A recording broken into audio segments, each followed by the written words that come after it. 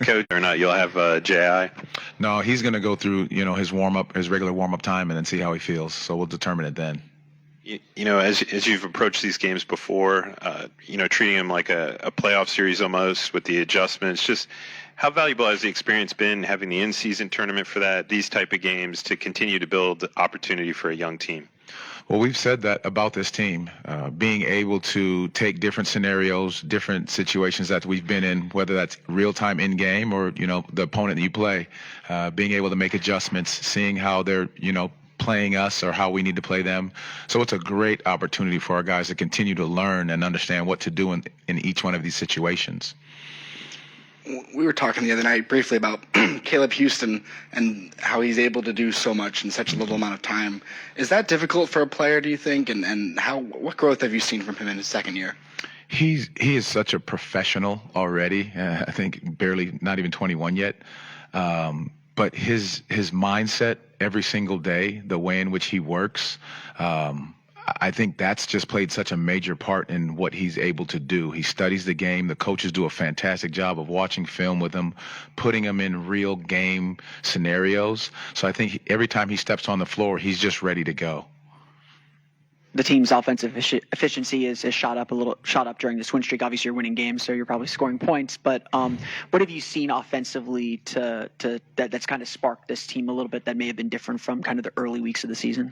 I think we're putting together the level of sharing the basketball, but I think defensively we're able to get the stops to get out and run. And I think anytime you're able to get out and get easy baskets, that helps your offensive efficiency.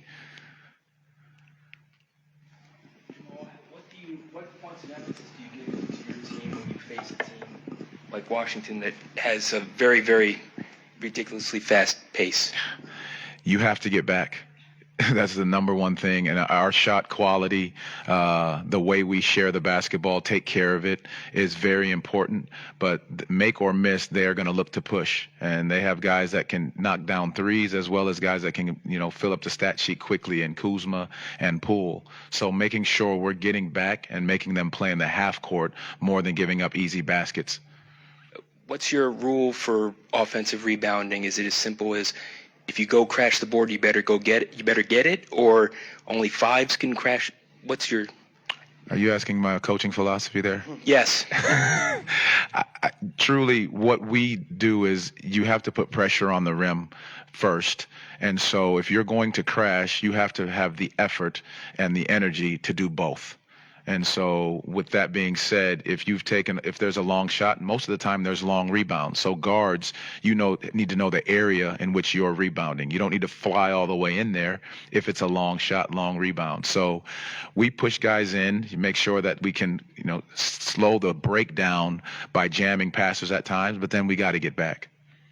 Coach, harping back to the in-season tournament, though, what was you and the team's kind of reaction last night after you guys figured out you guys wouldn't be advancing? And then also now going through it for the first season, what was your overall assessment and takeaway from it? Seeing the results of last night, ultimately there was disappointment. Knowing what we were capable of doing and how well we've been playing and the teams that were in it. But I think for the overall in-season tournament, I thought it was great. I thought it gave opportunity for those meaningful games early, the fan support, the court, the look of the court, I think was fantastic. So there's so many positives, of what the in-season tournament brought out. And it's our ability now to move on to the next, because we have Washington tonight and we got to make sure we take care of business here. Coach, 15 games into the season or so, do you think that you can use that as a legitimate sample size to evaluate your group at the moment and other teams when you scout them?